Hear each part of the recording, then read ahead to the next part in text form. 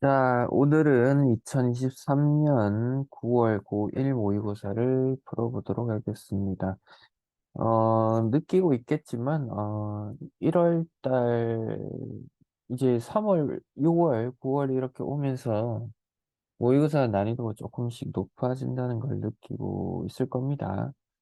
그래서 여러분들이 좀 다양하게, 어, 좀 접근을 여러모로 좀 하셔야 된다는 거. 그리고 대통령께서 수능 난이도와 관련해서 6월 달에 이제 언급이 있었어요. 그와 관련해서 이제 교육과정 평가원장이 사퇴를 했는데, 뭐, 개인적으로는 저희 뭐 연세대학교 지도교수이기도 하신데, 그 이후에 나온 이제 뭐 어떻게 보면 첫 모의고사 같은 형태인데, 보니까 문학이 좀 많이 어렵습니다. 비문학에 대한 대통령 지적이 있다 보니까 아무래도 그쪽에 신경을 쓸 수밖에 없게 되고, 그러다 보니까 문학이 상당히 어려워졌는데, 사실 이렇게 되게 되면 학생들의 공부량은 더욱 더 늘어나게 됩니다. 사실 수능이라고 하는 것이 어떤 그 독해력, 문해력을 측정하는 것에 초점이 맞춰져 있기 때문에, 실은 어떤 훈련을 통한 어떤 그, 어, 문해력의 향상, 이런 것들이 담보가 돼야 되는데, 문학이 어려워지게 되면, 이제 공부를 해야 되는 양 자체가 그냥 늘어나게 됩니다. 그래서 조금 제 개인적으로는 좀 반대 입장인데요. 어찌됐든, 9월 모의고사 한번 살펴보도록 하겠습니다. 자, 11번부터 12번은 한글 맞춤법에 대한 이야기들을 하고 있습니다. 그래서 뭐 다 읽지는 않을 거고요.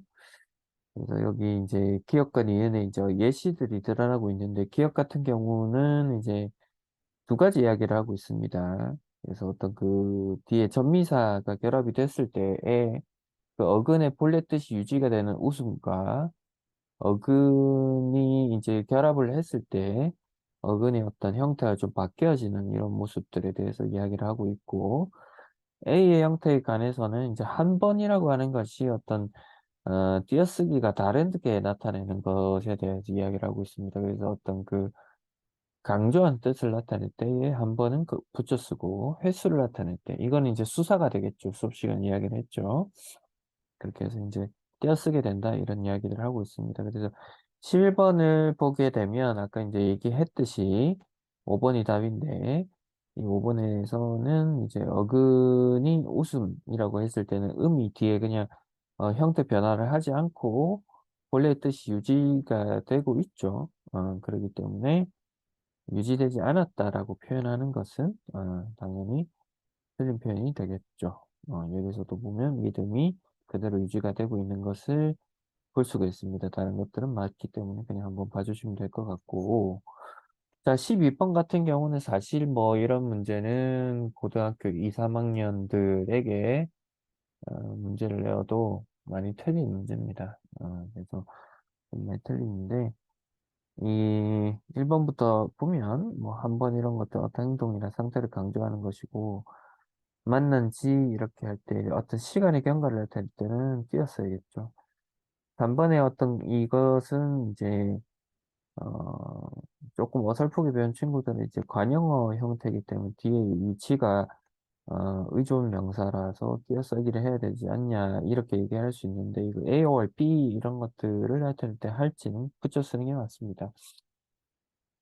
1년에 한 번 만난다는 횟수를 나타내죠. 그렇기 때문에 수사고, 부지런한지 이것도 니은지, 어, 어떤 어미의 일부, 이렇게 봐주면 될 것 같습니다. 자, 13번은 의문의 변동입니다. 그래서 이거는 이제 고등학교 1학년 1학기 때 내신에 굉장히 많이 등장합니다. 그래서 따로 설명하지는 않고 여기서 나온 것들만 보겠습니다. 그래서 국밥 할 때는 밥 된소리 대기가 되죠. 그래서 의문 비읍이 쌍비읍으로 되는 교체 현상이 일어난다. 그래서 의문의 개수를 세어보면 6개다.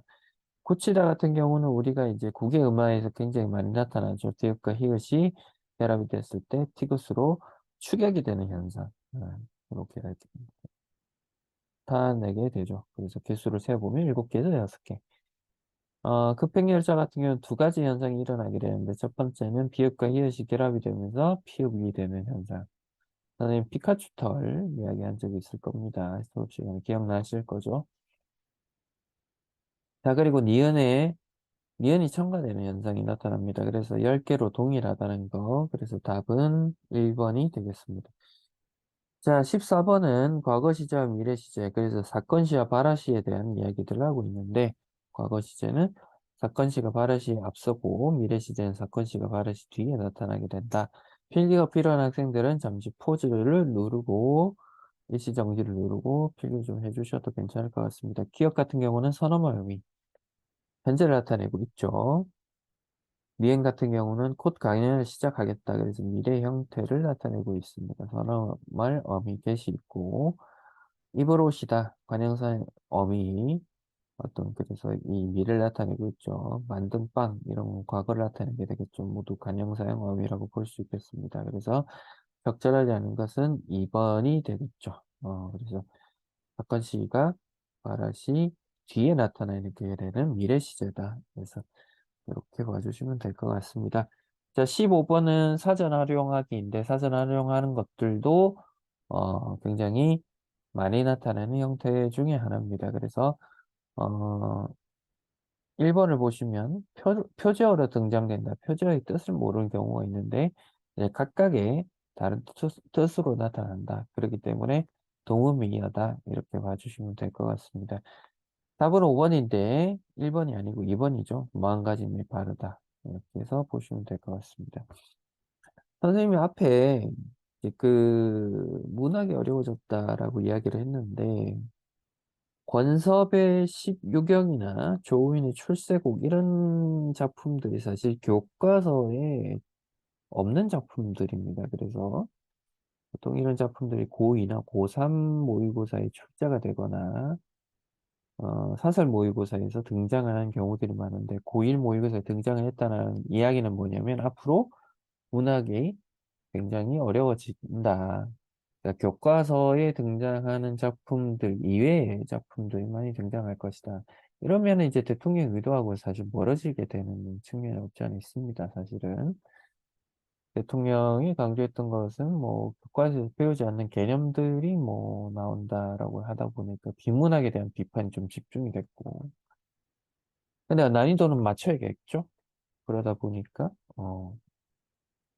문학이 어려워지. 어, 특히 고전 문학이 많이 어려워질 것 같습니다. 선생님 생각에는. 또 어려워진다고 해서, 뭐, 그것이 꼭 어떤, 뭐, 암기를 많이 해야 된다라는 것보다는, 접하지 않은 작품들이 많이 나온다라는 이야기입니다. 근데, 고전 문학도 사실은 어떤 그 파고들다 보면, 그 본질이라고 하는 것은 결국은 뭐, 자연 친화나 임금에 대한 어떤 충성이나 뭐, 이런 것들로 점철되어 있기 때문에, 그또 핵심 본질을 파악하고 있으면 또 작품이 내가 접하지 않은 것들이 나온다고 하더라도 또 그런 대응은 얼마든지 가능하다. 또 이렇게 말씀드릴 수 있을 것 같아요. 자, 가의 권섭의 16격을 보겠습니다. 구렁이 서 있는 나무 우뚝하다. 풍상을 실컷 꺾고 독에 청청하다. 풍상이라고 하는 것은 바람과 서리를 얘기하는 거겠죠. 그래서 소나무에 대한 어떤 예찬적인 태도, 소나무에 대한 화자의 생각이 드러나고 있습니다. 적은데 베지 말고 두면 동량제가 되겠구나. 그래서 동량제라고 하는 것은 기둥과 들보로 쓸만한 제목을 얘기하는 거겠죠. 그래서 여러분들도 무럭무럭 자라서 대학을 가고 또 사회 일원이 돼서 그런 동량제가 되어야 되겠죠. 그래서 여기서는 한 집안이나 나라를 떠받치는 중대한 일을 맡은 많은 인재를 동경제라고 이야기를 합니다. 11수로 넘어갑니다. 꼬리치고 이파람 불며 기염도 항오라구나. 그래서 호랑이의 불꽃처럼 대단한 기세를 드러낸다는 기염입니다. 이 산에 들어온 지 몇 해나 되었냐. 이 산에 호랑이가 굉장히 오래 살았다는 것을 알 수가 있겠죠. 진실로 내 잠깐 떠나면. 자, 호랑이가 떠나면 그 굴에 누가 주인이 된다고 하죠? 여우가 주인이 된다라고 하죠. 그래서 여우와 살쾡이가 이리저리 날뛴다라는 것이죠. 자, 그래서 호리는 여우와 삭을 의미하게 되는데 도량이 좁고 간사한 사람을 비유적으로 일컫는 말이다. 그래서 어떤 호랑이가 없게 되면 간사한 사람들이 그 자리를 차지하게 된다. 이렇게 이야기를 하는 거죠. 오리마, 적표마, 온몸에 털이 검은 말을 이야기합니다. 적표마라고 하는 것은 누른 바람에 붉은색과 흰색 털이 섞인 말을 얘기하는데 별로 안 중요합니다. 그래서 어쨌든 이런 말들이 관당과 노태와 같겠냐, 그리고 이 어떤 느린 말을 이야기하는데 같겠냐, 그래서 같겠느냐 이런 선의적 표현을 통해서 하자의 생각을 드러내고 있죠. 바람을 피우면 내굽을 허이치니 허우적거리다, 이런 표현입니다. 아무리 천리지가 있은데 알 리가 없어서 서러워라. 그래서 좀 서럽다, 뭐 그런 이야기들을 하고 있습니다. 이런 빠른 말들이 있으면 느린 말들이 그 빠른 말들과 같지 않기 때문에 좀 서럽다, 뭐 이런 이야기들을 하고 있고, 나로 넘어가겠습니다. 조인의 출세곡을 보겠습니다. 결론부터 얘기하면 뭐 잘 지키고 있다, 어, 뭐 그런 얘기입니다. 나라를 잘 지키고 있다. 북방 10여주의 경성이 문헌인데, 자, 경성이라고 하는 구체적인 지명이 드러났습니다. 문헌은 외부에 연결된 통로를 얘기하고, 필기가 필요한 학생들을 하세요. 선생님 수업을 듣는 학생들은 선생님이 아마 필기를 다 해오라고 얘기를 할 텐데, 군사 백성 대쓰리게 나에게 맡기시니, 그래서 군사를 관리하고 백성을 다스리는 경성 평관으로 임명을 받은 관리의 글이라고 볼 수가 있겠죠. 만극한 임금님 은혜를 갚기 어렵다. 그래서 충신연주지사라고 이야기를 하죠. 그래서 어떤 그 임금님의 은혜에 보답할 길이 없다. 그래서 임금님의 은혜를 찬양하고 있는 것이죠. 그래서 지극한 임금님 은혜를 갚기 어렵다. 서생이라고 하는 건 선비를 얘기하는 거죠. 서생이 이런 선비 일을 얘기하는 것이죠. 그래서 내가 글쓰기인가 여겼더니 늙은이의 변방 부임이 진실로 뜻밖이다. 그래서 변방에 이 사람이 어떤 장수로 가게 된 것인 겁니다. 무관으로 가게 되었는데 뜻밖기로다. 영탄법이 드러나고 있죠. 임금께 절을 하고 칼을 짚고 돌아서니 만리막 국경이 내 한 몸 다 잊었다. 그래서 내 한 몸 다 잊었다는 것은 몸을 진짜 잊어버렸다, 그런 뜻이 아니고, 내가 어떤 그 국경 요새를 지키는 중요한 직책을 맡았으니 내가 이제 그 내 한 몸은 이제 죽었다라고 생각하고 나를 위해서 몸을 바치겠다, 그런 뜻이죠. 영탄법입니다. 흥인문 내달아서 노견평에 말을 갈아타고 구체적 지명을 사용하고 있습니다. 여정을 보여주고 있는 것이죠. 은하수의 길을 다시 지나간단 말이냐. 서리적 표현에 나타나고 있습니다. 그래서 감회가 새롭다, 이런 뜻이겠죠. 회양은 강원도 지명인데 또 구체적으로 드러나고 있죠. 대거로 홀로 떠난 적객이 무슨 죄인가. 그래서 임금을 따르고 변방으로 가는 것이 무슨 죄냐? 라고 질문하고 있습니다. 높고 험한 천령. 그래서 가파루 바위와 험한 고개. 이 사람 강원도를 지금 넘어가고 있습니다. 세상살이에 비하면 평진가 하노라. 세상살이가 어렵다는 이야기죠. 그걸 읽으셔야 됩니다. 세상살이에 비하면 평진가 하노라. 그러니까 지금 높고 험한 천령이라고 하는 어떤 지형을 넘어가고 있는데, 이런 험한 고개를 넘어가고 있는데, 세상살이라고 하는 것이 그렇게 쉽지가 않습니다. 그죠? 그러다 보니까 대조하면서 여기가 평지하고 다를 바가 없다. 비교법, 대조법, 양단법이 드러나고 있습니다. 눈물을 거두고 도금 돌아서니 서울이 어디요 대거리 가려도, 사실 이 사람 진짜 가기 싫은 거를 드러내고 있습니다. 임금을 떠나는 안타까움에 빗대고 있는 것이죠. 자, 오랑캐를 정부하에 천리 밖으로 몰아냈다. 자, 그래서 국토를 천리나 넓혔습니다. 이 사람이 윤관 김종서의 큰 공적 초목이다 알도다. 김종서는 어느 때 사람입니까? 세종 때 사람이죠. 조선시대 세종. 윤관의 별무반 나오죠. 언제 나옵니까? 고려시대 때 나오죠. 지금 이 말이 낯설게 느껴지면 역사 공부가 안 돼 있는 학생들입니다. 한국사 공부 좀 다시 해보세요. 유능강 건너 정평부를 잠깐 지나가니 평안도 정주를 얘기하는 것이고, 만석유 앞에 두고 낭민도에 올라서, 그래서 함경도를 이야기하고 있습니다. 그래서 옥저의 산하를 하나하나 돌아보니 천년풍패의 상스러운 기운이 어제인 듯하구나. 함광의 저문 날에 말은 어찌 병이 들었는가. 아픈 말을 끌고 다니.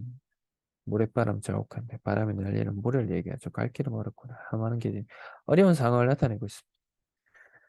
그래서 또 함경도 지면 홍원이 등장을 합니다. 청관도에 바라보고 이렇게 청해진 도로니 함경도 유해지요 남부 요충지다. 공간이 많이 등장하는 것이 이 시가의 특징입니다. 그죠? 충신과 정예병사 무기를 늘어놓고 강한에 가서는 요충지를 지키는 태평세월 100년 동안 전쟁에 이전. 자, 태평세월이 평년 동안 펼쳐졌습니다. 왜? 임금이 정치를 잘해서겠죠. 그래서 철통 같은 방어를 일러서 무엇을 하겠냐? 대비를 하는 것이 무슨 의미가 있겠느냐? 왜? 태평성대니까. 그렇지만 대비를 하면 안 된다 이런 얘기는 아닙니다. 자, 단은 약간 길어서 요약만 좀 하겠습니다. 그래서 B를 보시면은 겨울 숲에 대해서 어떤 찬양을 하고 있습니다. 겨울이 좋다는 얘기를 하고 있고, 거기서 어떤 노인을 봤습니다. 그래서 노인에 대한 어떤 찬양도 좀 들어가고 있습니다. 그래서 일단 그 노인에 대해서 이 가난과 외로움도 느껴지지 않고 있다. 뭐 이렇게 이야기를 하고 있습니다. 그래서 16번은 1번 영탄적 어조가 드러나고 있다는 것을 우리가 알 수가 있고요. 17번은 4번 그래서 어떤 자연의 만족감, 자연을 떠올리면서 삶의 어떤 고단함 이런 것들이 드러나고 있고 18번을 보면 쓸만한 인재가 되기 위해서는 시련을 겪어야 된다. 그럴듯하게 써놨는데 그럴듯하게 써놓은 거에 답을 하시면 안 됩니다. 어떤 쓸만한 인재가 되기 전에 이렇게 좌절하게 되는 어떤 그 시대적인 한탄이 드러나고 있다. 오히려 이렇게 조금 봐야 의미가 정확하게 드러난다. 그런 현실에 대한 비판이 드러나고 있다. 이렇게 보시면 되겠고 19번은 화자가 요충지를 지키고 있는데 뭐 전쟁이 없는 것은 맞는데 오랑캐 방어이나 하는 일을 잊고 있다. 그런 병사들 비판하고 있다. 이런 모습은 드러나고 있지 않습니다. 그래서 3번이 틀렸다라고 보시면 되겠고요. 20번은 가난하고 외롭게 살았던 노인의 삶에 대한 연민이 아닙니다. 이 달을 정확하게 읽어보시면 어떤 이 삶에 대한 예찬을 드러내고 있습니다. 노인처럼 살아야 된다. 이런 얘기를 하고 있습니다.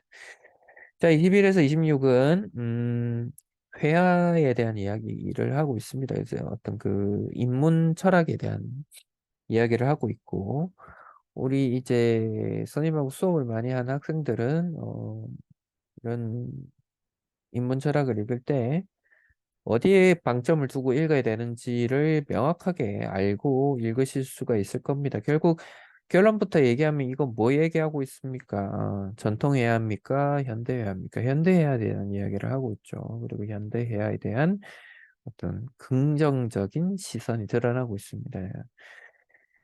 어, 구체와 추상에 대한 이야기가 있는데 우리가 추상으로 올라가면 갈수록 표현할 수 있는 대상의 수는 많아지게 됩니다. 왜냐하면 아무렇게나 그려도 우리가 이걸 보고 뭐라고 느껴집니까? 사람으로 느껴지죠. 추상적이기 때문에. 그죠? 표현할 수 있는 대상이 많아지게 되고 구체적으로 가게 되면 표현할 수 있는 대상이 적어지게 됩니다. 그러니까 구체화, 정밀화, 정묘화로 가게 되면 딱 그 구체적인 대상 하나만 이야기를 할 수 있게 되겠죠. 그래서 우리가 예를 들어서 식물이라고 하면 이 식물의 종류는 뭐가 있겠습니까? 어떤 게 있겠어요? 뭐 꽃도 있을 수 있고요. 나무도 있을 수 있고 여러 가지가 있겠죠. 이 꽃의 종류에는 또 뭐가 있겠어요? 장미가 있을 것이고 백합이 있을 것이고 장미의 종류에도 흑장미, 백장미 여러 가지가 있겠죠. 그러니까 우리가 이렇게 상위 개념으로 가게 되는 것을 우리가 뭐라고 하냐면 추상화라고 합니다. 추상화. 그림 화자가 아니고 될 화자입니다. 될 화자. 자, 그래서 우리가 추상화 과정이다라고 하는 것을 정확하게 인지를 하고 있어야 되는데 개념을 추상화라고 하는 것은 상위 개념으로 가게 되는 겁니다. 근데 우리가 추상적이다 이렇게 얘기하는 것을 어떤 이야기를 할 때 모호하다, 모호한 방식으로 말을 한다라고 이야기를 하는데 맞기도 하지만 정확한 말은 아닙니다. 이게 그래서 그런 정확한 의미를 좀 깨닫고 계셔야 됩니다. 자, 질문 읽어보겠습니다. 그래서 또 다 읽으면 힘드니까 중요한 부분들 위주로 읽어보겠습니다. 그래서 세계를 인식하게 되는 인식의 주체들이 세계를 어떻게 받아들이느냐. 그러니까 뭐 사람마다 어떤 안경을 쓰는 사람, 안 쓰는 사람 뭐 이렇게 있기 때문에 세계를 인식하는 방법이 다 다르다. 그런데 다음을 잘 읽어야겠죠. 그래서 뭐 안경을 썼을 때 다르기도 하다. 자, 그래서 이 앞에서 이야기를 좀 구구절절히 했는데 왜 구구절절히 하냐 보면 인식의 틀에 따라서 저마다 얼굴을 다르게 받아들이기도 한다. 근데 회화 예술이 세계의 존재면을 다양하게 드러낸다. 우리 피카소의 그림을 보면 피카소가 정면에서 본 장면, 측면에서 본 장면을 다르게 드러내죠. 그래서 그런 이야기를 하기 위한 밑밥이다라고 보시면 되겠죠. 그래서 피카소의 그림은 굉장히 형이상학적 그림을 그려내고 있고 그것이 현대회화의 어떤 특징이다. 과학이라고 하는 것은 정확하게 드러나죠. 13.5cm의 뭐 얼굴 크기, 손가락의 길이는 6.89cm, 뭐 이렇게 정확하게 드러내기 때문에 어떤 그 과학과 예술, 특히 현대 예술하고는 아주 거리가 멉니다. 그죠? 그래서 현대회화는 여러 존재면을 수평적으로 드러낸다. 그래서 입체주의, 표현주의 이런 것들에 대한 이야기들을 하고 있습니다. 그래서 전통회화라고 하는 것은 있는 것을 그대로 드러내는 것에 굉장히 집중을 했다라고 하면 현대회화는 변형과 과장을 드러낸다. 그래서 이런 현대회화의 추상성이 드러나게 되는 것이죠. 그래서 추상의 강도가 더해질수록 실제 제안에서는 또 멀어지게 됩니다. 선생님이 아까 얘기했듯이 실제라고 하는 것이 장미라고 하는 것이 백장미, 흑장미, 뭐 이렇게 빨간 장미, 뭐 이렇게 여러 가지가 있을 수 있는데 식물로 가게 되는 것이 추상이죠, 추상. 그러니까 실제하고는 멀어지게 되는 것입니다. 그죠? 근데 이런 현대회화를 이분법적으로 이해를 하게 되면 적절하지 않다라고 저자는, 필자는 주장을 하고 있습니다. 그렇기 때문에 어떤 그 내면의 추상적 영역을 드러내기 위해서는 세계의 어떤 존재면 중에 하나이기 때문에 이런 것들을 다양하게 회화의 세계를 이해하기 위해서는 어떤 좀 추상적인 것을 이해해야 된다. 뭐 이렇게 이야기를 하고 있습니다.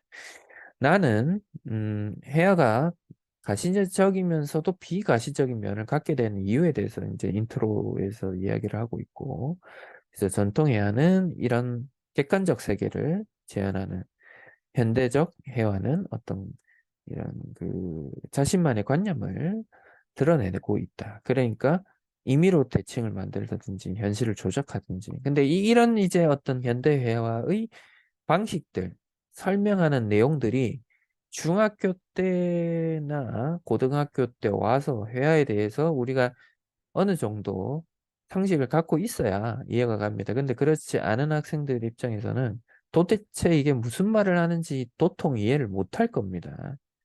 그래서 어떤 그 고등학교 1학년 모의고사를 풀 때 굉장히 어려움을 많이 겪게 될 겁니다. 예, 지금이라도 늦지 않았으니까 이런 글들을 좀 더 많이 접하셔야 됩니다. 그래서 이제 회화와 음악도 연결이 되죠. 그래서 어떤 그 음악도 우리가 이제 보통 접하게 되는 대중음악은 화성학을 통해서 그 코드의 배열이 굉장히 그 이어지게 되는 그러니까 우리가 듣기에 자연스럽게 넘어가게 되는 게 있는데 이제 현대 음악으로 넘어오게 되면 그런 코드의 배열이 자연스럽지 않은 형태로 가기도 합니다. 그래서 여기서 보면 어떤 바레즈라는 어떤 그 작곡가 같은 경우는 막 사이렌 이런 것들을 막 구체 음악을 막 창시하기도 했고 베메라고 하는 사람도 어떤 굉장히 독특한 음악들을 뭐 이렇게 창조를 해냈는데 그런 것들이 일상의 영역으로 확장돼야 된다 예술이 뭐 그런 차원에서 이런 음악을 만들어냈다고 합니다. 문제 보겠습니다. 21번의 답은 3번이 됩니다. 그래서 어떤 가에서는 어떤 그 해와 예술을 이해하는 방법, 관점, 그리고 나에서는 어떤 그 예술과 현실의 관계를 상반된 인식으로 하고 있는 것에 대해서 얘기를 했고 22번 같은 경우는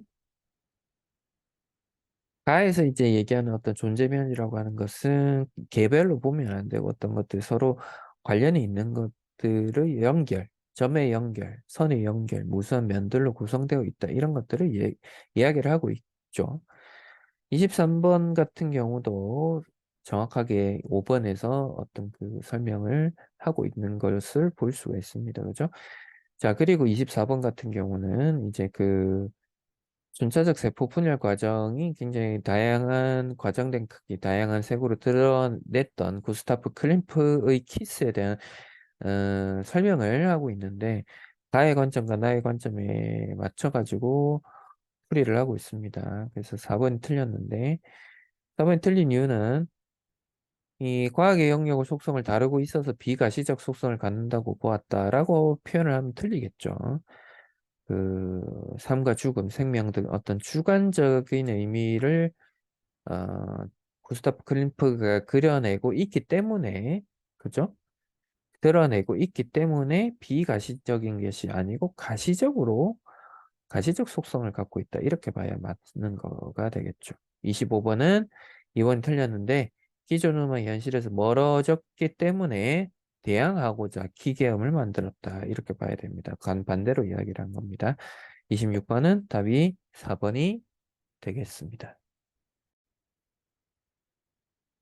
자, 27번부터 29번은 고전시가의 형태를 띠고 있는 현대시입니다.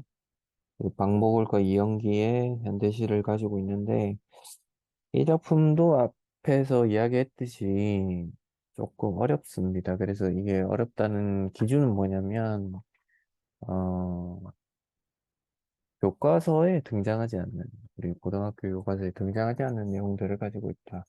그러니까 앞으로도 좀 이런 형태를 띤 모의고사가 굉장히 많이 나올 가능성이 높고 여러분들이 보게 될 수능도 이러한 형태를 띠게 될 가능성이 매우 높다라는 것을 보여주고 있다. 이렇게 말씀을 드릴 수 있을 것 같아요. 그래서 이런 부분들을 여러분들이 잘 유의하시고 작품을 한번 살펴보겠습니다. 자, 박목을은 자연 친화적인 시인입니다. 그래서 자연과 관련된 이야기들을 굉장히 많이 하고 있다는 것을 우리가 작품 속에서 알 수가 있고, 이 작품 같은 경우도 한번 보겠습니다. 엄매야, 복이 따로 있나, 뚝심 세고 부지런히 하면 사는 거지.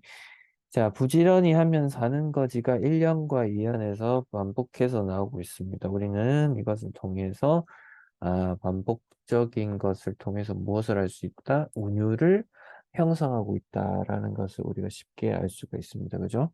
음, 그래서 그런 운율을 형성하고 있는 것과, 그리고 또 한 가지는 이 시인이 가지고 있는 어떤 시의 주제가 부지런히 사는 것에 대한 어떤 주저의식을 가지고 있습니다. 즉, 어, 어떤 삶의 방식이라고 하는 것이 잘 사는 것이 어떤 뭐 로또가 되거나 어떤 사업을 뭘 잘해서 이렇게 뭐 이렇게 하는 것이 아니고 그냥 부지런히 잘 살면 우리가 어떤 그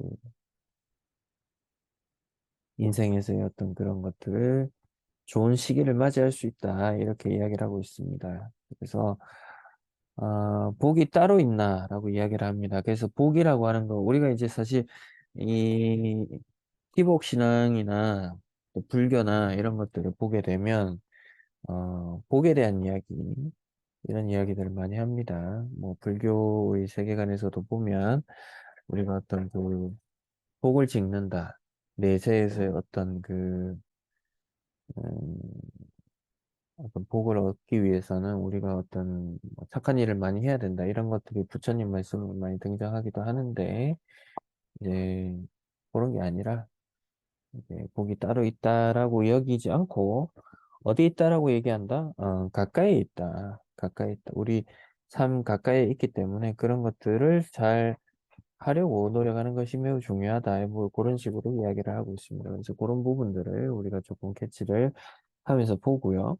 그래서 이 시가 제목이 천수답인데 천수답의 뜻이 우리가 천수답이라는 것을 보통 잘 쓰지는 않습니다. 그런 용어들을 그죠? 그래서 보면 빗물에서만 뼈를 심어서 재배할 수 있는 논을 우리가 천수답이라고 합니다. 그래서 그 천수답에 관한 이야기들을 우리 이 시에서 하고 있습니다. 그래서 네 말이 정말인데 엄쳤구나. 엄쳤구나라는 뜻이 뭐라고 되어 있습니까? 대견하구나 이렇게 되어 있죠. 그래서 대견하다라고 이야기를 하고 있는 겁니다. 네 말이 정말이다 엄쳤구나 내 새끼야. 그래서 자기 자식을 호명하고 있는 이런 모습들을 우리가 지금 여기 이 시에서 볼 수가 있고요. 자, 그리고 어, 팔자가 따로 있나? 그래서 어떤 그 이 시는 사실은 이제 운명론적 세계관을 갖고 있다라고 볼 수 있습니다. 운명론적 세계관이라고 하는 것은 뭐냐면 어떤 하늘에서 주어진 대로 살아가는 것, 그리고 자신의 주어진 어떤 직분과 이런 것들을 충실히 하면서 살아가는 것을 우리 운명론적 세계관이다라고 하는 건데, 그런 것들을 뭐 따로 마음을 갖지 말고 부지런하게 살면 된다, 이렇게 이야기를 하고 있습니다. 그래서 누군들 한 평생 만년을 사냐. 그래서 어떤 이 선생님이 아까 이제 어떤 전통 시가를 약간 따라가고 있다라고 이야기를 하는 것이, 전통 시가에서 이야기를 하는 것들이 대체적으로 어떤 우리 인간의 세상사가 자연의 삶과 다르지가 않고, 또 어떤 유한한 삶을 살고 있다. 만년을 사냐, 서리적 표현을 하고 있죠. 살아봤자 만년을 살지 못하기 때문에 우리가 허둥거리지 않고 자기가 정한 그 길, 제 길 그대로 가면 된다 하자 생각을 드러내고 있는 겁니다.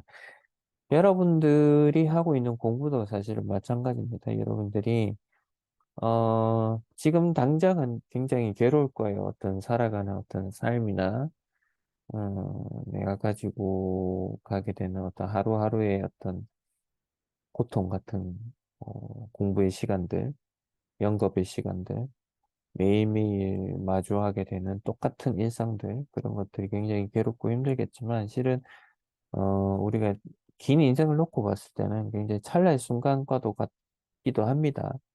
그렇기 때문에 자신이 정한 길을 좀 택하고, 그렇게 좀 고통스럽고 좀 힘들더라도 좀 참아내면 그것들이 빛을 보는 순간들이 옵니다. 왜 그러냐면, 뭐, 이게 이제 인생이라는 게 그렇게 길지가 않아요. 생각만큼.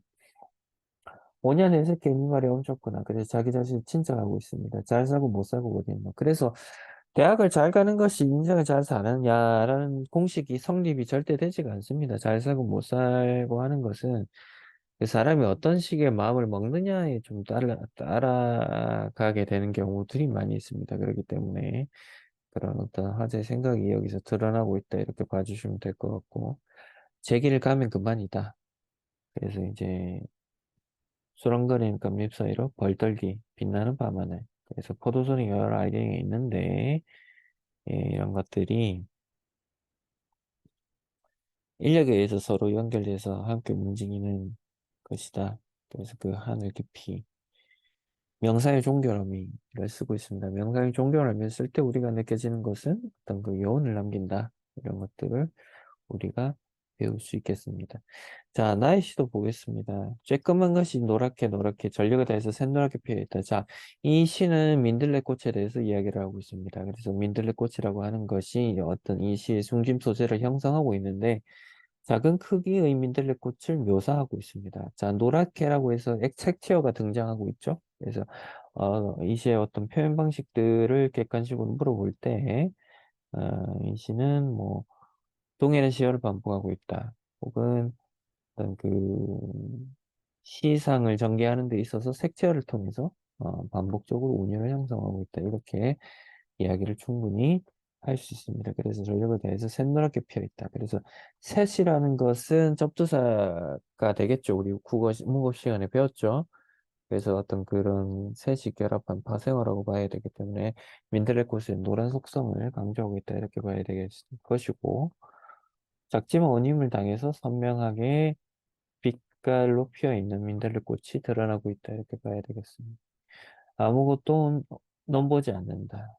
다만 혼자 주어진 한계 그 안에서 아슬아슬 한치 틈도 없이 끝까지. 그래서 다른 공간을 욕심내지 않는 민들레의 모습을 나타내고 있죠.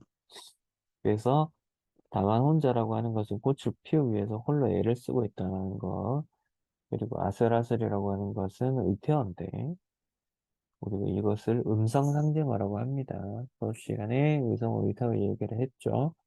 민들레꽃이 천상 같은 것들이 드러나고 있다.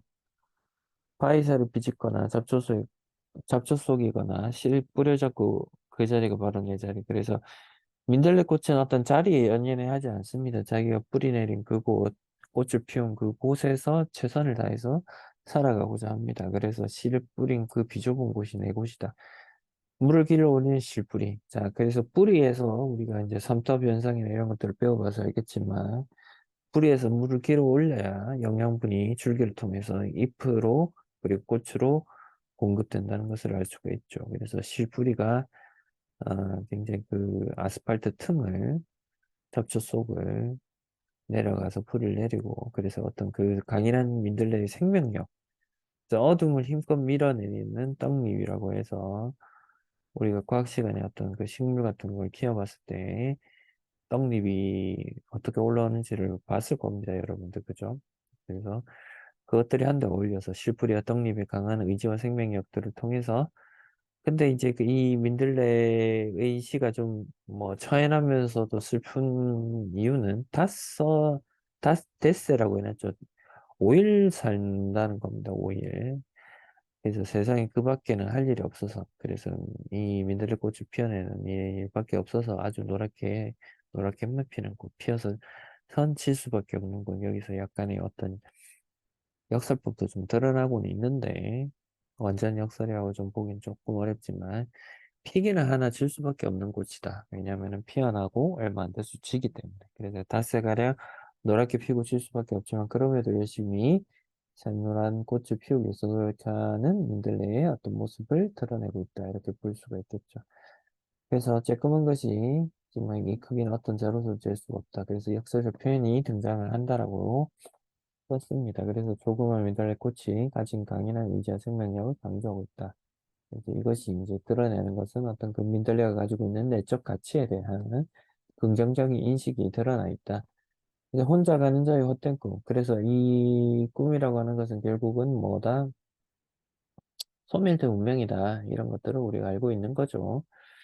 그래서 데스를 짐짓 영원인 양하고 그래서 운명에 저항하고 맞서는 자세가 드러나고 있다. 그래서 여기서는 뭐 어떤 운명, 다섯, 닷새밖에 살지 못하는 것에 대한 뭐 어떤 체념이 드러나 있다. 이런 것이라기보다는 어떤 것을 잘 살기 위해서 가지고 있는 어떤 그런 이야기들을 우리가 말하고 있다. 이렇게 봐야겠죠. 자, 27번은 1번이 되겠죠. 이렇게 반복되는 시어가 등장을 했고, 28번은 답이 5번이겠죠. 그래서 어떤 결국 질 수밖에 없다라는 것보다는 어떤 이 강인한 생명력을 통해서 이제 이 꽃을 피우기 위한 민들레의 어떤 모습들을 강조하고 있다. 이렇게 봐야 되겠죠. 29번 같은 경우도 5번인데, 이 소멸될 수밖에 없는 어떤 운명이 좌절하지 않고 맞서고 있다. 이게 이제 주제의식으로 봐야 되겠죠. 그래서 이렇게 28번과 29번을 조금 잘 이해하는 것이 되게 중요하겠다라고 말씀드릴 수 있겠습니다. 30에서 33번은 이제 법률 질문인데, 우리 사회 지문으로 분류를 합니다. 그래서 매매 계약과 관련한 것들에 대해서 이야기를 하고 있고, 법과 조금 친숙한 친구들은 풀어보면은 재밌게 풀 수 있는데, 또 법이나 이런 것들을 좀 굉장히 어려워하는 이과 성향의 친구들이 또 있습니다. 그런 친구들은 좀 어렵게 풀었을 가능성도 매우 있다고 생각합니다. 자, 한번 시를 보도록 하겠습니다. 첫 번째 단락을 보면 매매계약 유언과 같은 법률 행위에 대해서 이야기를 하고 있는데 여기에는 성립요건과 효력요건에 대해서 이야기를 하고 있습니다. 성립요건을 갖추지 못하면 법률 행위가 불성립했다라고 보고 있습니다. 그리고 효력요건은 어, 효력을 발생시키는 데 필요한 요건인데 이것이 효력을 발생시켰을 때 유효하다 이야기를 합니다.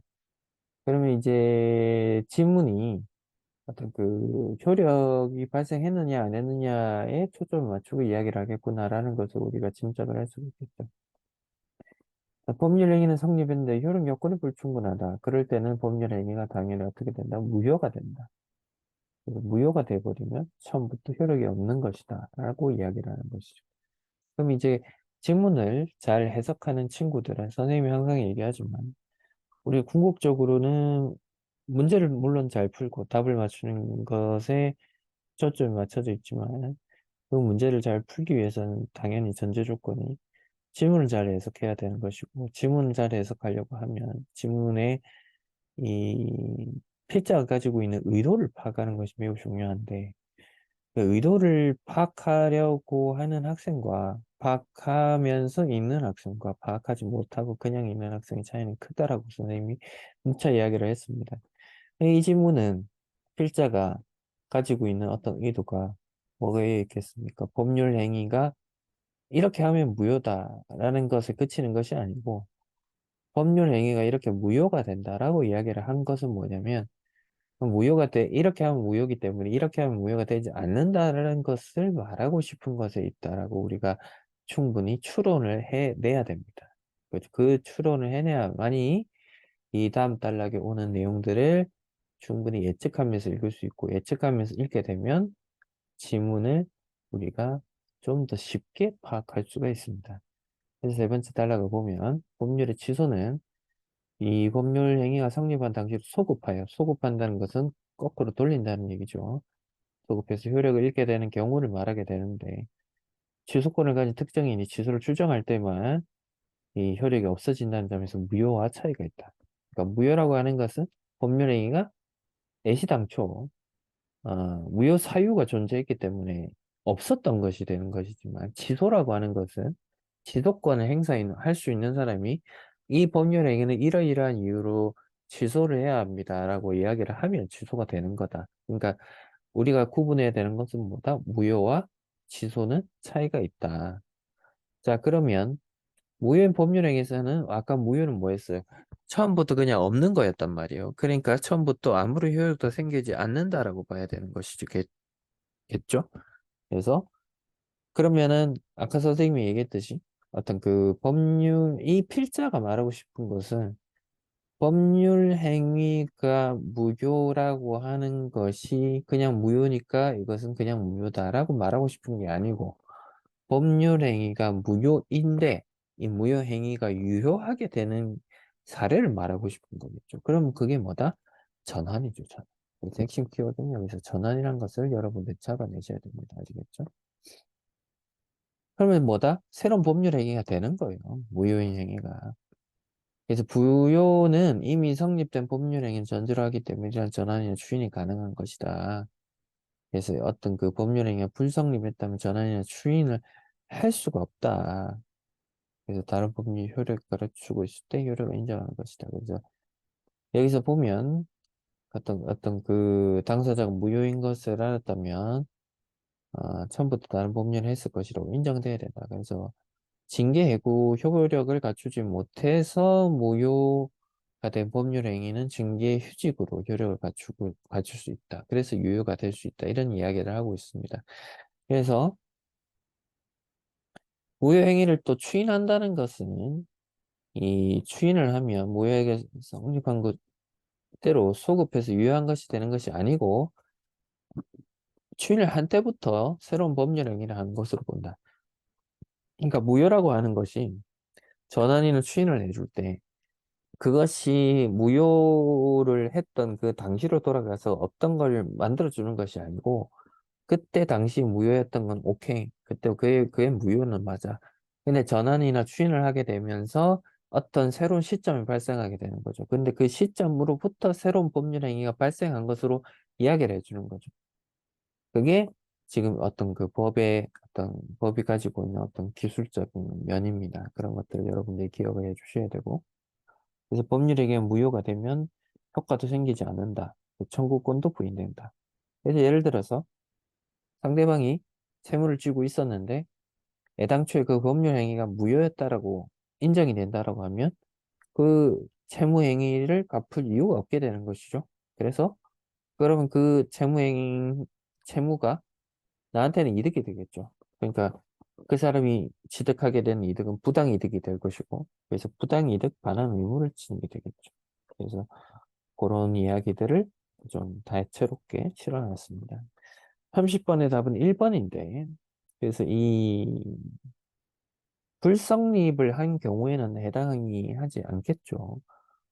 그래서 전환이나 추인을 할 수 있는 것은 무효가 이미 성립된 법률 행위를 전제로 한다. 이렇게 봐야 되겠고요. 31번 같은 경우는, 법률 행위 무효는 특정인 주장이 없어도 처음부터 효력이 없는 것이 되지만 취소 같은 경우는 아까 뭐라고 했습니까? 특정인의 주장이 있어야 된다라고 얘기했죠. 그러니까 5번의 답은 틀렸다라고 보셔야 되는 것이고 32번 같은 경우는 전형적인 이 법률행위 무효와 관련해서 케이스를 준 겁니다. 그죠? 그래서 A와 B에 대한 이야기를 하고 있는데 A 같은 경우는 뭡니까? 봉인상의 확정인자를 받아야 되기 때문에 조건을 충족하지 못해서 법률이 무효로 밝혀진 사례인 것이고 B 같은 경우는 자필 서명에 의한 유언의 조건을 충족하고 있다라고 되어 있죠. 그래서 자필 서명에 대한 유언은 효력은 유효하다 이렇게 된 거죠. 그러니까 기본적으로 겉에서 볼 때 틀은 무효인데 우리가 자필 서명을 해놨기 때문에 이걸 유효로 볼 수 있다는 것이죠. 그러면 결국 이것은 뭡니까? 이 당사자가 무혐의 알았더라도 다른 형태로 남겼을 거라서 인정되는 법률 행위가 되겠죠. 그래서 이게 바로 아까 이야기했던 전환입니다. 전환. 그래서 이거에 대한 이해를 정확하게 하고 있다라고 하면 답은 2번으로 얘기가 되겠죠. 효력 요건을 갖추지 못했지만 B는 효력 요건을 갖추고 있다. 이렇게 봐야 되겠죠. 그래서 33번 같은 경우도 답은 3번이 되겠죠. 그래서 무효인 법률 행위는 법적으로 아무것도 없는 상태라는 걸 이해를 해야 됩니다. 무효가 어떤 행위를 발생시킬 수 있는 게 아닙니다. 그래서 소급해서 추인할 수 있는 대상 자체가 없는 상태다라고 합니다. 그래서 무효인 행위를 유효한 행위로 만들어주기 위해서 무엇이 필요하다? 전환이나 추인이 필요하다. 이렇게 우리가 이해를 할 수가 있겠습니다. 자, 34번부터 38번은 과학 지문입니다. 기술 지문인데, 어, 이런 질문을 풀 때 이제 학생들이 많이 힘들어하고 어려워하죠. 이제 중학교 때 접해보지 않은 지문들이었는데 이런 것들이 갑자기 이제 등장해서 당혹스럽기도 하고, 어떻게 풀어야 되나 막막한 경우들이 많이 있을 텐데 실은 이제 국어를 중학교 한 2, 3학년 때부터 학원을 통해서 꾸준히 학습을 해온 학생들은 이런 질문들을 풀어내는 데 있어서 그렇게 당황하진 않는다. 물론 다닌다고 해서 잘한다는 이야기는 아닙니다. 꼭 그렇게 될 수는 없고, 다니는 학생들 중에서도 과학에서 여전히 헤매는 학생들이 많이 있는데, 근데 이제 중요한 것은, 누구는 10번 해서 잘 될 수 있고, 누구는 100번 해도 안 될 수도 있는데, 계속해서 해봐야 된다는 점입니다. 어, 그래서 과학 질문 같은 것들이 좀 잘 봐야 되고, 난이도 같은 경우는 봤을 때 이게 어렵게 보여지게끔 구성이 되고 있는데 실은 이렇게 잘 보면 뭐 그렇게 크게 어려운 부분은 안 보입니다. 그래서 이것도 질문 한번 살펴보겠습니다. 자, 첫 번째 단락은 디지털 이미지 워터마크. 워터마크 같은 거 이렇게 우리가 어떤 사진을 이렇게 언론사 사진을 보게 되면 밑에 스포츠 서울이라고 이렇게 나오게 되는 거 있죠. 이런 것들을 워터마크라고 합니다. 그래서 어떤 그 저작권적인 개념들, 그래서 어떤 그거를 이미지를 이제 무단 복사하거나 무단 배포를 못하게 하기 위해서 이제 원본의 어떤 그 검증을 하기 위해서 우리가 이렇게 쓰게 되죠. 그래서 워터마크가 있는 것을 역으로 이제 제거하려고 하면 그게 상당히 힘이 든데 이제 그런 것들을 방지하기 위한 것이다. 이렇게 보시면 될 것 같고. 자, 두 번째 단락이 이제 중요한 내용들을 좀 담고 있습니다. 그래서 여기 이쯤 들어올 때 이제 학생들이 거의 거진 한 반은 포기를 하게 되는데 한번 보시면 LSB라는 방식이 나옵니다. 뭐 별로 어려운 거 아닙니다. 우리가 이런 것들을 뜻을 굳이 뭐 알아야 될 필요가 있는 것도 아니고 여기서 주는 정확한 정보에만 치중해서 살펴보시면 됩니다. 이렇게 봤더니 흑백 원본 이미지의 흑백 워터마크를 삽입하는 과정을 통해서 원리를 보는데 0에서 255 그러면 256가지가 되겠죠. 그래서 이것들을 8비트로 나타내면 이런 식으로 나타내게 되는데 그래서 이렇게 나타나게 된다. 이 중에서 가장 이제 중요하게 봐야 되는 것이 숫자가 클수록 흰색에 가깝다라는 부분들이 있습니다. 그죠? 그래서 숫자가 클수록 흰색에 가깝다라는 것들을 기억을 해주시고 그러면서 오른쪽 하이비트가 바뀔수록 그러니까 이거 같은 경우는 왼쪽에 비트가 이 상위에 위치를 하고 있기 때문에 데이터 값이 크니까 이쪽에 바뀌는 것이 육안으로 인식을 하기가 쉽고, 오른쪽은 바뀌어도 크게 어떤 음, 바뀌는 크기가 크지는 않다. 이게 지금 우리가 보고 있는 게 LSB 방식입니다. 자, 그래서 세 번째 질문으로 넘어가게 되면, 원본 이미지가 픽셀 8개가 필요하다. 그래서 그 원본 이미지의 픽셀 수가 워터마크 이미지의 전체 비트 수보다 적다면 워터마크 이미지의 데이터 일부는 삽입할 수 없게 되는데, 이런 경우는 사실 거의 없어요. 없는데 뭐 정말 만들어진 이미지 자체가 너무 굉장히 제한적인 내용만 담고 있다라고 하면 뭐 그럴 수도 있겠지만, 보통 그렇기가 어렵죠. 워터마크라고 하는 것은 굉장히 단순한 거기 때문에. 그럼에도 불구하고 워터마크 이미지 전체 비트 수보다 적다라고 하면 삽입할 수 없게 된다. 보통 워터마크라고 하는 것이 이제 회색, 약간 투명한 뭐 이런 것들이 들어가기 때문에 그렇게 어떤 픽셀 수를 많이 뭐 잡아먹거나 이렇게 하기는 어려운데, 어쨌든 뭐 여기서 이렇게 설명을 하고 있습니다.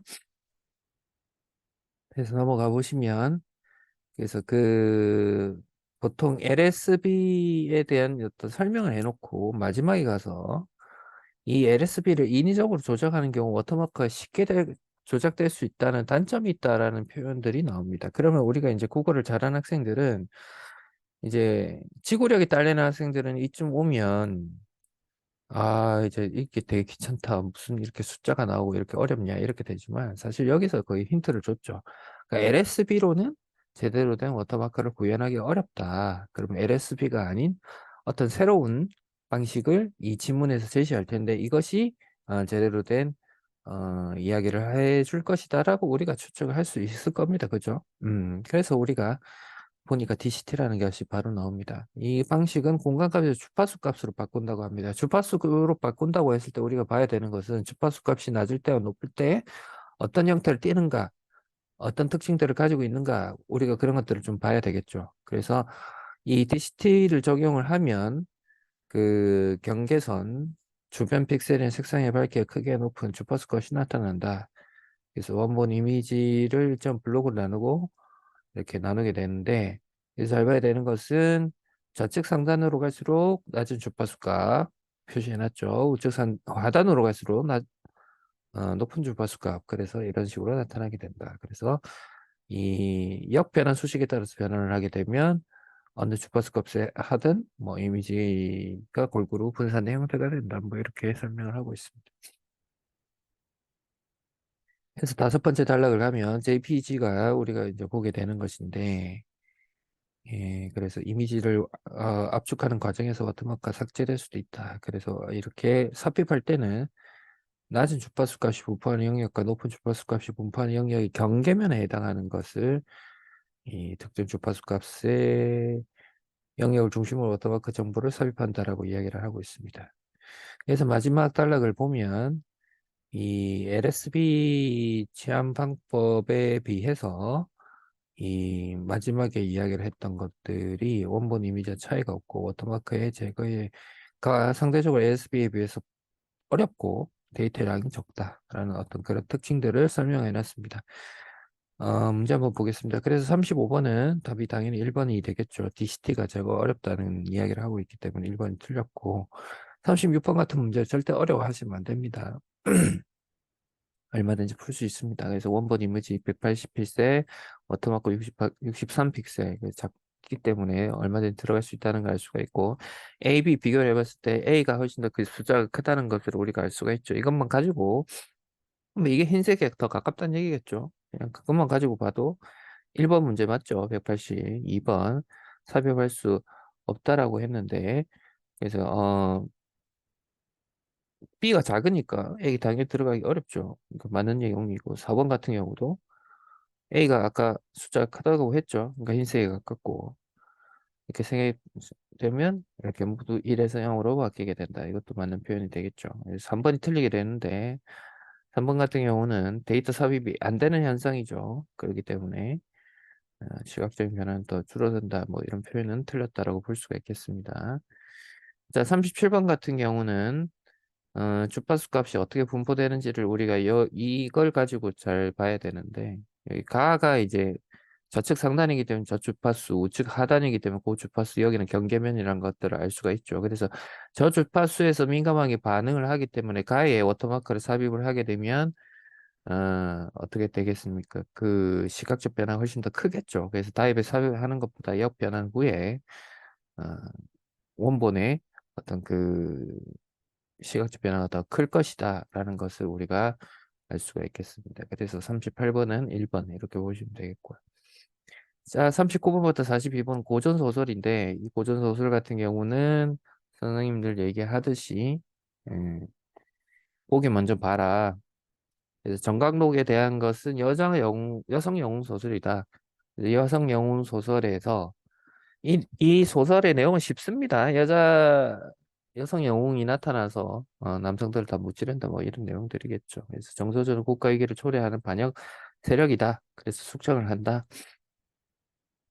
라고 이야기가 나와 있고 자 질문 한번 보겠습니다. 필기가 좀 많이 되어 있는데 필요한 부분들만 필기를 좀 하세요. 그것도 필요한 부분들만 하라고 해서 또 대충대충 하지 말고 수업 시간에 다 좀 볼 테니까 선생님이 자, 선봉정 원희정은 반역 세력입니다. 양주자사 양훈도 반역 세력. 그래서 도원수 양경도 반역 세력. 그래서 두어 번 싸우는 척 하다가 실수하여 이 적진으로 들어갑니다. 적진으로 들어가는 것은 황제가 있는 곳에 들어가서 더 반역을 도모하려고 이렇게 한 거죠. 황제는 연유를 알지 못하고 경황실세. 우리가 경황이 없다 뭐 이런 표현을 쓰죠. 실색이라고 하는 것은 색이 우리가 낯빛이 좋다 안 좋다 이럴 때 이제 우리가 색깔이 뭐 실은 이들 실자를 얘기하는 겁니다. 그래서 어떤 그 낯빛을 잃었다 이렇게 이야기하는 것을 이야기하는 거겠죠. 그래서 놀라워 두려워해서 안색이 달라졌다. 그래서 도원수 양경은 적과 싸우는 척하다 일부러 적진에 잡혀 들어간 겁니다. 가신 내 밑에 있는 신하 중에서 누가 대적하겠냐 그랬더니 형세가 공공하오니 마땅히 항복하기만 갖지 못하옵니다. 옛날 말이 좀 어려워요. 항복하기만 갖지 못하다. 항복하세요라는 말을 이렇게 꼬아서 이야기를 하니까 여러분들이 못 알아듣는 경우들이 있는데 항복하기만 갖지 못하옵니다. 뭐 이렇게 이야기한 거니까 여러분들 알아들어야 됩니다. 그러니까 왕이 분노를 하겠죠. 아니 무슨 싸우자는 이야기를 안 하고 응? 이렇게 하냐. 누가 흉적을 소멸해 짐이 분을 덜겠는가. 분이라는 게 뭐 어떤 뭐 화장품 이런 걸 얘기하는 것도 아니고 분노를 얘기하는 거죠. 분노를 덜겠는가. 그래서 양경의 세력, 반역 세력의 이 하신들, 아까 하신이 아래 하자죠. 그러니까 아래에 있는 신하들이 양경의 세력들인데 누가 대적을 하겠느냐. 누가 거기에 대적하자고 말을 하겠냐. 그러니까 이미 다 대세가 넘어갔다 이런 얘기겠죠. 그래서 대적하겠는가. 이게 누가 이게 얘기를 하고 있는 거예요. 지금 서술자가 얘기하고 있죠. 그러니까 이거는 편집자적 논평이고 전지력 작가 시점이라는 것을 우리가 알 수 있습니다. 고전소설에서 99% 나온다는 거 우리가 알고 있어야겠죠. 태자비가 이 실황댁에서 조정에서 모시러 오기를 기다리며 밤낮으로 국가 소식을 탐지하였는데 그래서 이제부터 등장하죠. 여성 영웅이 등장합니다. 태자비가 어떤 나라의 상태를 알기 위해서 밤낮으로 이렇게 기다리고 있는 것이죠. 그래서 태자비가 국가 위기를 초래하고 있는 이런 반역 세력들을 숙청을 하고 국가 질서를 유지하고자 하는 영웅입니다. 여기서 양강의 동족인 황주, 익주, 서주, 강주, 성주, 형주, 도읍이 다 반영하여 조정을 집권했다. 그러니까 지금 사실상 황제는 어떤 무언가를 도모하기가 굉장히 어려운 상황입니다. 거의 다 뭐 이렇게 넘어갔기 때문에 그래서 천자께서 몸속 공격하시다 도적에게 패하여 거의 죽게 되었다. 그래서 천자가 직접 반역세력과 맞서 싸웠다는 것을 우리가 여기서 알 수 있습니다. 그래서 태자비가 듣고 하늘 우러러 탄식하기를 어찌 통탄치 않겠냐. 여기서 황상은 황제, 천자 둘 다 똑같은 얘기입니다. 그리고 친행한다는 뜻은 몸소 행하다는 뜻이고요. 그러니까 어떻게 흉적의 세력을 당하겠는데 여기서 흉적은 양주사사 양은 뭐 이런 애들을 얘기하는 거겠죠. 반역 세력들. 내 비록 여자이나 한번 소리쳐 역적을 깨뜨리고 백성을 건지면 임금을 구원하리라. 그래서 이 여자 영소설의 어떤 등장 인트로 뭐 이렇게 생각을 하시면 될 것 같아요. 그리고 중약으로 넘어가면서 백성을 건진다는 표현도 백성들에게 인정을 베풀어야 된다는 뜻을 가지고 있다는 것을 알 수 있습니다. 태자비가 분기 충전하여 충전이 아니고 충천입니다. 충천 하늘을 찌르다 이런 뜻입니다. 분한 마음이 하늘을 찌르듯 격렬하게 북받쳐서 올라온다. 그래서 너희들은 어떤 도적의 성질의 억세에 고집고 산악에 그지없어 항상 이렇게 핍박하느냐. 나와 대적할 이 있거든 모두 나 승부를 겨루자. 그래서 이 여자와 승부를 겨루자고 이렇게 얘기를 하니까 남자들이 가소롭다라고 느끼겠죠. 이제 출시. 그래서 이 부조 아버지 할아버지가 덕망이 일어서 천하에 도탄 몹시 공경하여 고통스러운 지경에 차마 보지 못한다. 자기 나름대로의 어떤 유형분이 있습니다. 뭐냐면은 지금 니네들 출시성을 가진 왕조가 계속해서 하고 있는데 눈 뜨고 차마 보지 못하겠다. 그래서 백성들 우리가 어, 건지고자 한다. 그러니까 무슨 뚱딴지 같은 소리 하지 마라. 그래서 자기 자신들이 하고 있는 반역을 합리화하고 있습니다. 이게 양훈의 대사고 태자비가 이야기합니다. 자고로 신하는 그 위를 범하지 못한다. 유교적 세계관이죠. 군신유의. 신하는 임금에게 충성을 다해야 된다. 이렇게 얘기를 하는데 옥체를 빌린 임금의 마음 하여가도 같다. 넓은 바다와도 같은데 어찌 하늘에 법이 없겠냐. 항복하면 죄를 용서해 주겠다. 근데 그렇게 안 하면 결단을 내겠다. 라고 항복을 권유하고 있습니다. 근데 그럴 리가 없죠. 그랬는데 우리가 뭐 능히 이쯤 오면 어, 결론이 예측이 가능합니다. 뭐냐면 당연히 태접이 이기겠죠. 두 합이라고 하면 쨍쨍 두 번 한 건데 태접이 칼이 번뜩해서 양주자서 양훈의 머리가 베어서 갔습니다. 자, 신장이 고추하게 얼굴을 수목을 갈아 뿌린 듯하고 새치 다푼해야 되었다. 어떤 외양 묘사를 통해서 이 사람이 범상치 않은 인물임을 드러냅니다. 그래서 이 사람은 황주자사였는데 싸움을 조금 더 잘하겠죠. 그러나 누가 이긴다? 대접이 이긴다. 그 정도의 예측은 하고 읽으셔도 돼요. 고전소설은. 그래야 고전소설에서 한 3분 30초 정도만 풀고 우리가 어려운 비문학에서 한 12분 정도 투자를 할 수가 있습니다. 이런 도적이 시정에 있으나 무엇을 쓸 수 있는가 어쩌고 저쩌고 해서 20합을 세웠는데 승부를 가지지 못했다라고 합니다. 자, 이렇게 싸우고 있는데 천자가 나옵니다. 천자가 나와서 대상, 그러니까 높은 자리에서 바라봅니다. 그랬더니 난데없는 장군 누구를 얘기하나 태잡입니다. 그래서 밝으신 하늘이 출시 강사를 보정케 하시다. 그러니까 출시성을 가진 우리 왕조를 보살피는구나. 영웅이 나타났구나.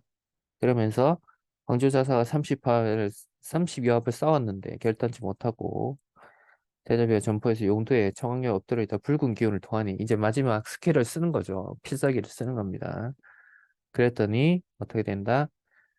몸이 공중에 솟구치더니 칼을 들어서 황조자사 목을 베어서 말 아래로 내리친다. 누가 감히 당하겠느냐? 서술자가 개입하고 있습니다. 그래서 전지적 작가 시점이랄지 편집자적 논평이랄지 서술자가 개입한다든지 다 똑같은 얘기입니다. 이게 이제 선지에 나왔을 때 여러분들 무조건 맞추셔야 돼요. 알겠죠? 그래서 역적을 한몰시킨다. 그래서 태자비를 보고 칭송해서 말하기를 장군의 은혜에 비해서 목숨을 보죠. 흉조를 갚았으니 은혜가 난망이다. 은혜를 잊기가 어렵다. 정말 몰랐습니다. 태자비가 꾀를 내어서 말한 것을 작품 마지막 부분에서 풀어줬더니 양경과 원희정을 잡아들여서 다 없애버려 하고 있다라는 것을 이야기를 하고 있습니다. 거의 다 끝났죠. 그래서 뭐 쭉 읽어보시면 될 것 같고 그래서 반적을 다 없애온 후에 항공하겠다. 대자비는 양경과 이런 무리들을 다 없애겠다라고 황상에게 이야기를 하고 있습니다. 가장 적절한 것은 3번이 되겠죠.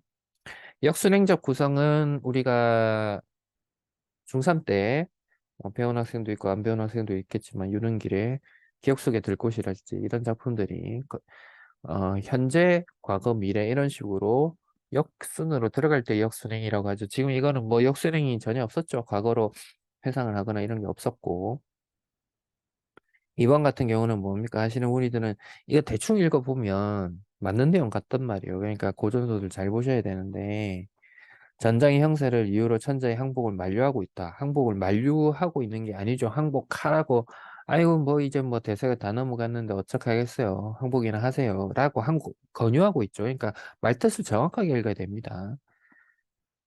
자, 그 다음에 41번은 답이 5번이 되겠습니다. 앞에 거 읽어보면 다 말 안 된다는 거 알 수 있고 A에서는 싸움을 하게 됐는데 우리가 지금 하게 되는 건 주시성을 가진 얘네들이 국정 운영을 잘못하고 있으니까 우리가 뒤집어 엎으려고 한다라고 하니 상대가 지켜야 되는 당위성을 내세우면서 비판하고 있는 것이죠. 자, 42번 같은 경우도 이 여성 영웅 소설에 대한 얘기 아까 했었고, 그래서 답은 1번이 되겠습니다. 둘 다 없애려고 하는 것이고, 어, 목숨을 보존해준다. 이런 말은 없었습니다. 나머지는 이 태자비에 대한 특징을 굉장히 잘 묘사를 해놨다라고 보시면 되겠고, 자, 45번 더 보시면, 고향에 가는 기억을 왜곡하고 있습니다. 귀향연습. 이청준이라는 게 우리나라 3대 소설가 중에 한 명입니다. 굉장히 훌륭한 소설가 중에 한 명이고, 그래서 고향에 관한 생각이 상상이 불구했음을 인식하고 서울행을 결정하면서 현실에 대한 긍정성을 회복하려는 모습을 보인다. 자, 이청준의 소설이 조금 어렵게 느껴질 수도 있는 것이 우리 소설가들, 현대 소설가들의 어떤 특징들이 고전 소설에서는 주제의식이 명확해요. 나쁜 놈은 벌 받거나 아니면 착한 놈이 뭔가 잘 되거나 혹은 착한 놈이 있었는데 이 착한 놈이 뭐 나중에 끝에 가서 잘 될 줄 알았더니 안 됐더라 뭐 이런 식으로 어떤 그 캐릭터가 명확하게 되어 있거나 주제의식이 명확한데 현대소설은 좀 꼬아 놓습니다. 어떤 자기 자신에 대한 성찰과 반성과 그리고 주제가 모호하다가 끝에 가서 어떤 좀 명확하게 드러난다든지 이런 부분들이 있는데 지금 이 소설을 잘못 읽으면 이 사람은 고향에 대한 어떤 그 거부감 이런 것만 가지고 있다 이렇게 생각할 수가 있는데 혹은 서울에 대한 거부감을 가지고 있다 이렇게 생각할 수도 있습니다.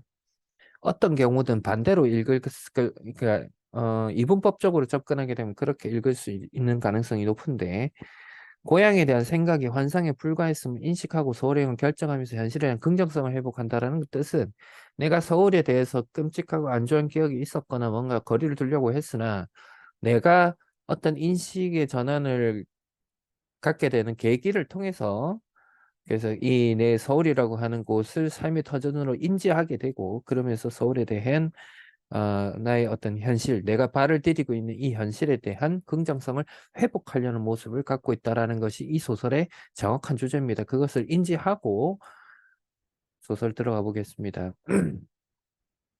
녀석에게 고향을 배워주겠노라 약속을 하고 또 막상 그것을 생각해보니 막연히 하기만 했다. 그래서 등장인물 훈이 등장을 하는데 행복스러운 고향 이야기를 들려주겠다 이야기를 한다.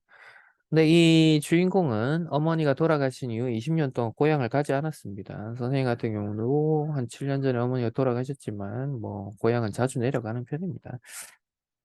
자, 제법 그 고향 동백골이고 제법 감동 같은 걸 싣고 오는 일이 없었다라고 얘기합니다. 그러니까 어떤 그 고향을 생각하면 어떤 회상했던 것들이 환상에 불과했다. 그리고 배아리가 시초가 됐던 학교 잡부에 대한 생각뿐이었다. 그래서 다른 것을 찾아야 했다. 그래서 고향 이야기를 들려주기는 해야 되는데 내가 생각하는 고향의 이미지는 별로 좋은 것들이 없어서 다른 것들을 찾아내야 됐다라고 이야기를 합니다. 그래서 바다와 상관에서 기억을 더듬기 시작했다. 그러니까 이제 내 고향인 동백골에도 바다가 있었고 이 내가 지금 어, 화산마을 앞바다에 있는데 여기다 내려다보면 행복스러운 고향 이야기를 떠올릴 수 있지 않을까라고 생각을 하는 것이죠. 그래서 그러나 나는 이 소설의 주인공이 나의 이야기를 하고 있기 때문에 1인칭 주인공 시점이고 그래서 내 어린 시절을 떠올려 보니까 내가 무슨 말을 할 수 있을지 마땅한 생각이 떠오르지가 않았다는 것이죠. 모든 게 뿌옇고 멀기만 했다. 우리가 과거를 10년 전 과거 이런 것들 떠올려 보면 굉장히 뿌옇습니다. 5년 전만 하더라도 어떤 그 이미지, 단편적인 이미지, 단선적인 어떤 뭐 생각 이런 것들만 좀 떠오르게 되지. 그때 있었던 어떤 생각들이 이렇게 제대로 생각나지 않습니다. 그래서 이 사람이 화산마을 앞바다가 눈앞에 다가오면 그것에 가려서 기억 속의 것은 금세 멀어지곤 했다. 그러니까 무슨 말이냐. 오히려 여기 뒤에도 나오지만 방에 들어가서 몸을 기대고 나면 동백골, 내가 있었던 마을 고향의 바다의 모습들이 생각이 나지만은 막상 화산 마을 앞바다의 넓은 바다를 보고 앉아 있으면 생각이 나지 않더라는 것이죠. 그래서 기억 속의 것은 금세 희미하게 멀어져 버리곤 했다. 그럭저럭 하다가 결국 방으로 들어가 몸을 기대고 누워버렸다. 하지만 누워서도 다시 계속 생각을 했다. 눈앞에 나를 간섭해오는 바다가 없으니 그래서 이 화산마을 앞바다에 넓은 바다가 없으니 이젠 생각이 쉬워졌다. 그래서 동백골 앞바다가 더 선명하게 떠올렸다. 그리고 행복스러운 전경이 멀리서부터 천천히 내리 속으로 들어왔다. 내리 속은 사람의 어떤 기억 속 이런 것들을 이야기하는 것이겠죠. 그것은 참으로 행복스러운 추억이었다. 우리가 소설 잘 봐야 될 때 행복스러운 추억이었다. 이게 반어법일 수도 있고 진짜 맞을 수도 있고 이래서 끝까지 잘 읽어봐야 됩니다. 음. 그래서 이 부분은 읽지는 않겠습니다. 그래서 뭐 이렇게 고구마가 있었고 엄마는 뭐 일이 바빠가지고 나를 잘 돌보지는 못했고 그래서 뭐 여기 보면 막 어떤 사람들이 오줌과 똥을 지리겨서 막 배가 고파서 울고 있었고 뭐 이런 것들이 많았다. 그러니까 내 기억은 없었는데 이 부분은 기억이 없는 부분입니다. 다른 사람들의 어떤 전언을 통해서 내가 알게 된 부분인데 기억 한참 전부터도 나는 뭐 이런 캐널보이 얘기를 하더라. 중격풍 줄거리를 보니 나의 고향의 이야기를 들은 훈이는 나에게 고향을 찾아가는 아닌 이유를 묻는다. 당황한 나는 그날 밤 심한 배앓이를 한다. 그냥 고향에 대한 이야기만 하면 배탈이 난단 말이에요. 다음날 나는 차분하게 가자는 기분을 느끼며 기택에 이제 하산마을을 떠나 서울로 가겠다고 말합니다. 이 사람이 이제 서울로 간다는 이야기를 해요. 고향을 뭐 다시 한번 간다든지 20년 동안 안 찾았는데 간다든지 그런 것이 아니고 기택이 이제 하산마을을 떠나서 서울로 가겠다. 악마고리 속이라도 할 수 없지. 자, 이거는 기태가 하는 말입니다. 그죠? 기태가 하는 말이고, 기태가 서울이라는 곳을 인지하고 있는 것은 어떻게 인지하고 있다? 악마고리라고 인지를 하고 있습니다.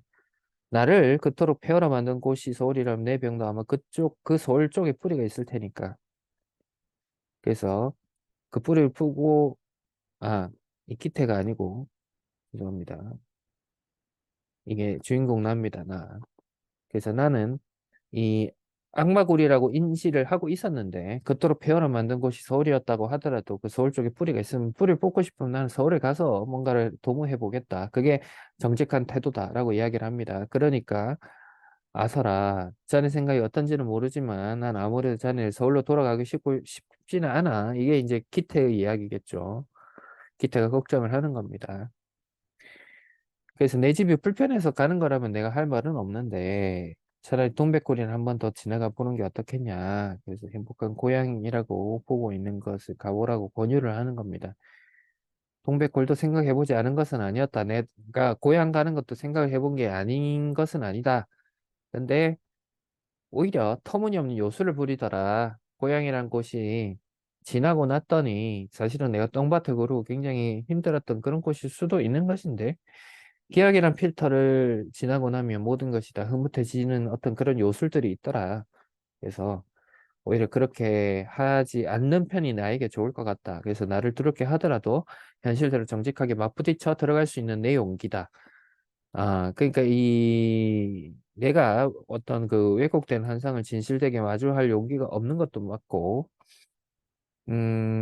이 현실이라고 하는 것은 악다구니 같았던 그 서울을 다시 가겠다는 얘기죠. 그래서 다시 보면 이 서울에 결정하면서 현실에 대한 긍정성을 회복하려는 모습이 바로 여기서 드러나는 것이죠. 그죠? 악마구리 속 같은 서울살이를 버텨내기가 나을 듯 싶다. 그러니까 나는 서울로 돌아가겠다. 라는 것이죠. 그러니까 저는 이제 서울 사람이 되어버린 것 같다니까 이렇게 얘기를 하죠. 그러면서 정직한 나의 삶이라는 것이 거고 서울이란 실상 내가 하나밖에 없는 소중한 삶의 터전이다. 그러니까 인식의 전환이 부정적인 것에서 소중한 삶의 터전으로 바뀌어 가고 있다라는 것을 우리가 보여주는 것이죠. 병은 고칠 작정이 아니군. 그래서 기태가 겨우 기가 꺾이기 시작한다. 그러면서 할 수 없는 일이다. 내 마음대로 되는 게 아니다. 그리고 이제부터 그런 걸 불편하게 여기지 않을 것이다. 그리고 굳이 고칠 수도 없고 고치려고 하지도 않을 것이다. 내 진짜 얼굴이다. 그러니까 나의 폐허가 다 된 모습이 마음에 들지 않더라도 살아있는 내 진짜 얼굴이라고 생각하고 서울형을 결정하는 겁니다. 그래서 현실에 대한 긍정성을 회복하려고 하는 어, 주인공의 모습이 나타나 있다. 이렇게 보면 되겠죠. 자, 43번은 답이 4번이 되겠습니다. 치지하고 있지 않죠. 병을 고칠 작정이 아니다. 끝까지 만류하고 있다라는 것을 알 수가 있고 자, 44번 같은 경우는 화산마을 앞바다와 동백골 앞바다를 비교를 하고 있는데 답은 3번이 되겠죠. 자, 그리고 45번은 나는 고향에 대한 환상을 깨려고 한다라기보다는 고향에 대한 어떤 그 왜곡, 어떤 이미지 이런 것들을 당분간 놔두려고 하는 거죠. 고양이 나를 두렵게 한다라는 표현은 어, 그렇게 환상을 깨려고 한다는 것은 아니고 환상을 오히려 그냥 놔두려고 한다 이렇게 봐야 될 것 같습니다. 자, 그렇게 해서 45분까지 문제를 풀었습니다. 그래서 어, 매번 이제 모의고사는 계속 닥쳐오고 그 모의고사를 피하지 말고 여러분들의 실력을 제대로 점검하고 점수가 한 번에 잘 오르지 않습니다. 70점대든 80점대든 잘 오르지 않고 거기에서 계속 머물고 있을 텐데 꾸준하게 막 마음을 급하게 먹고 여러 문제집을 막 중구난방으로 우왕좌왕 풀지 말고 하나하나씩 쌓아 올라가야 됩니다. 그 기간이 한 1년 정도는 걸릴 겁니다. 1년에서 1년 반 정도. 그 정도를 좀 하시면 10점에서 15점이 훌쩍 올라가게 될 겁니다. 그래서 그런 과정들이 여러분들이 고통스럽더라도 조금 더 해주셔야 된다. 이렇게 말씀드리면서 오늘 수업은 여기까지 하겠습니다. 그동안 끝까지 들어줘서 감사합니다.